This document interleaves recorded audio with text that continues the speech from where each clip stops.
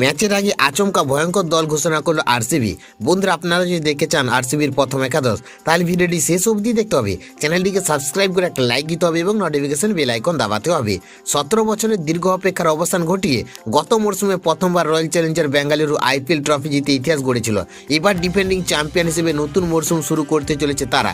IPL 2026-এর উদ্বোধনী ম্যাচে বেঙ্গালুরু চেন্নাইস্বামী স্টেডিয়ামে মুখোমুখি হবে সানরাইজার্স হায়দ্রাবাদ এবং আরসিবি। এই ম্যাচে নজরে থাকবে বিরাট কোহলি, রজত পাতিদার, কুনাল পান্ডিয়া, ভুবনেশ্বর কুমার এবং টিম ডেভিডের পারফরমেন্সের দিকে।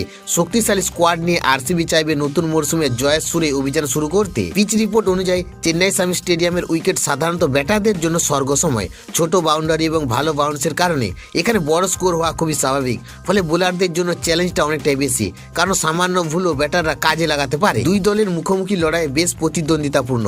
এখনো পর্যন্ত 26 ম্যাচে আরসিবি জিতেছে 11টি আর সানরাইজার্স হায়দ্রাবাদ জিতেছে 13টি ম্যাচ। একটি ম্যাচ টাই হয়েছে। সব মিলে আইপিএল 2026-এর প্রথম ম্যাচে জমে উঠতে চলেছে হাই ভোল্টেজ লড়াই। এক নজরে দেখে নিন রয়্যাল চ্যালেঞ্জার বেঙ্গালুরুর সম্ভাব্য একাদশ। ফিল সল্ট, বিরাট কোহলি, ভেঙ্কটেশ আয়ার, রজত পাতিদার অধিনায়ক, Jitesh Sharma wicketkeeper, Krunal Pandya, Tim David, Romario Shepherd, জিয়স শর্মা, ভুবনেশ্বর কুমার, জেকব ডাফি,